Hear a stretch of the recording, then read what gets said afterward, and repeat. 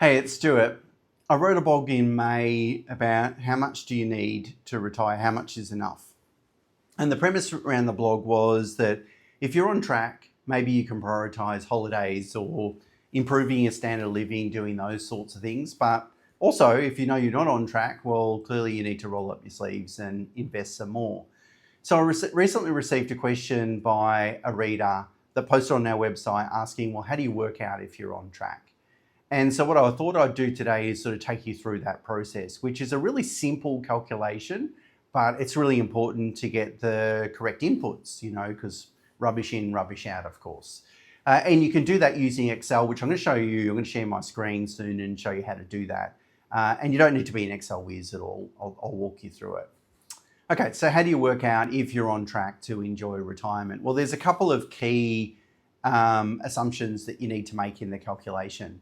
The first one is investment returns and inflation rate. So by the time you get to retirement, you've got a pool of assets. Hopefully they're generating a good return. So how much return will they generate? And then obviously in retirement, you're going to need a certain amount to live. But of course, with inflation, that amount rises each year.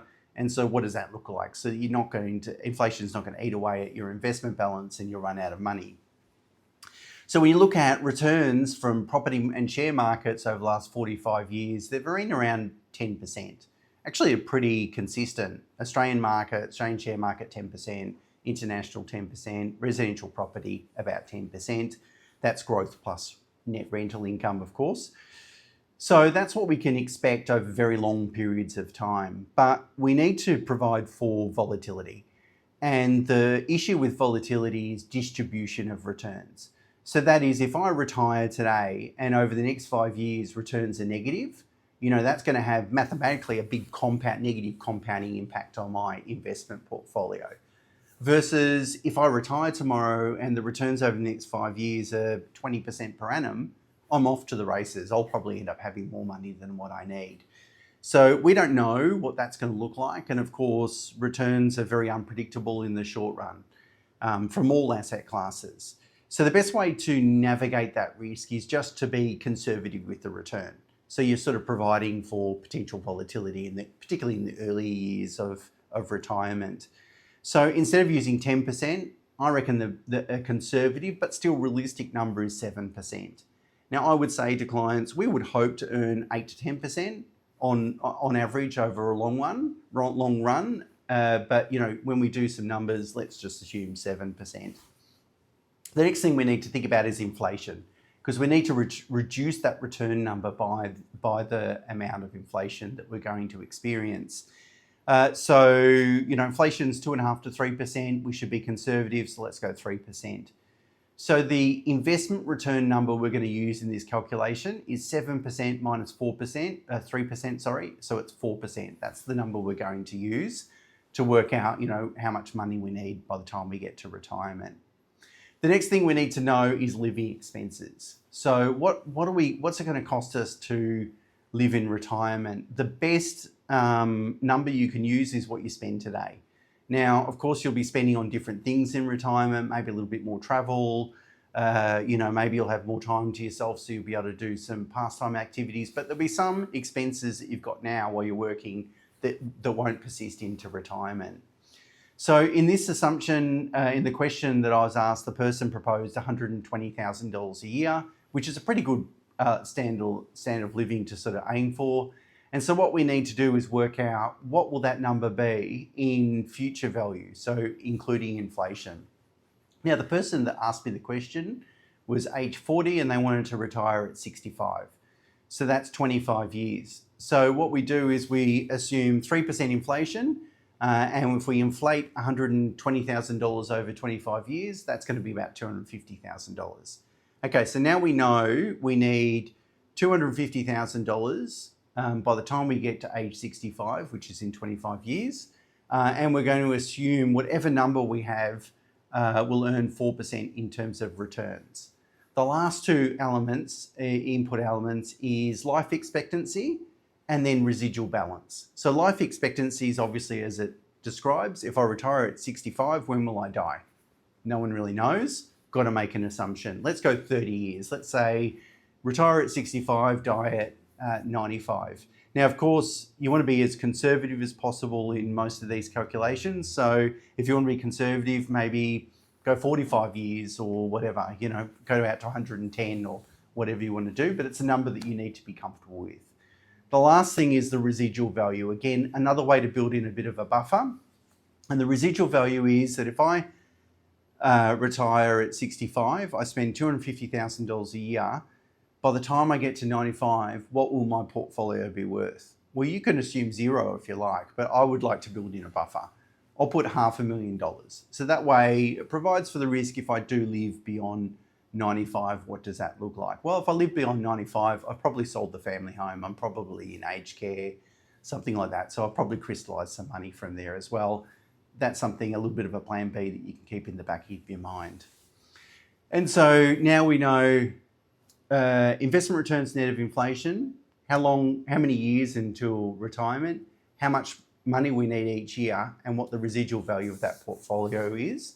And we can use the present value calculation to work out what is that amount that we need. And that'll tell us how much our investment balance needs to be by age 65. Now, typically I would exclude any personal use assets from that. Cars, home, anything like that. These are just investment assets. Super, share portfolio, investment property, those sorts of things. Now what you need to do then is compare it to what you have today. But you can't compare a number that is in future values, 25 years versus today. So you need to discount that number back to today's dollars. Now you can do that and be really conservative and just discount it at inflation, so 3%.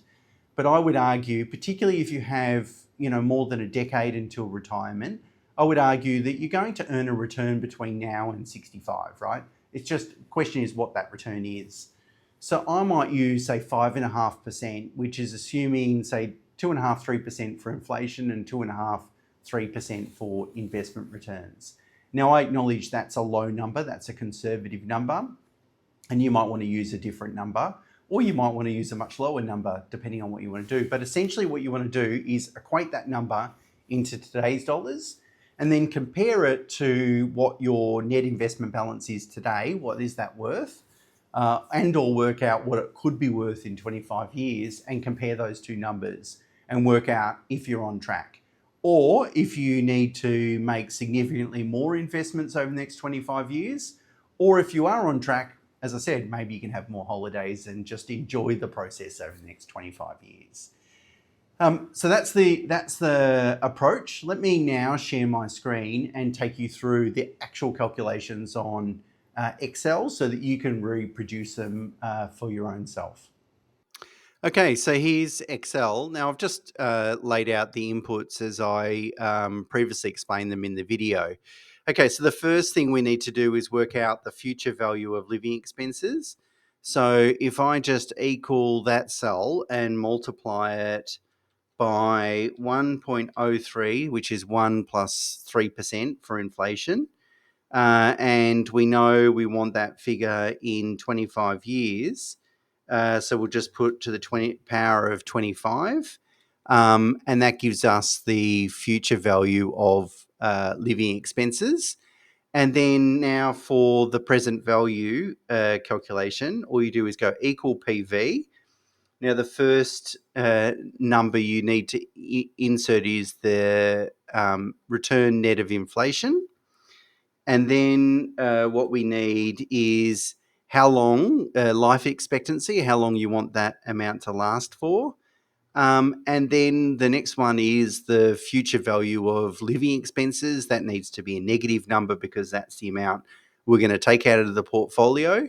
And then the last number is the residual value of the portfolio. And so that present value number will then tell you that your investments, you're now 40, your investments need to be in 25 years worth $4.2 million. So as I said, you need to then work that into current value. And let's just say, so to work out current value, I will divide that number by a return assumption or a discount rate. In this case, it's 5.5%. and we're going, it's 25 years into retirement, so we've got 25 years to earn 5.5% because we're 40 now and we want to retire at age 60. So as you can see, that's about $1.1 million.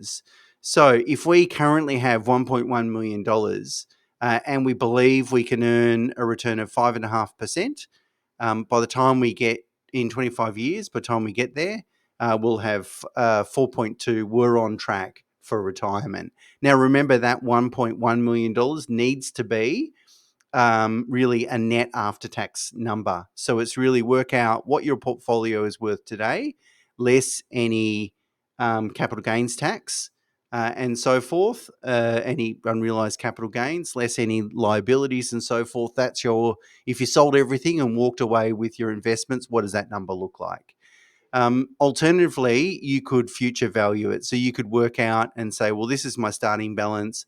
I'm going to invest $25,000 a year or $50,000 a year. I'm going to earn a certain return. What will that number be in the future? And Excel can help, or even ChatGPT can help you with that number.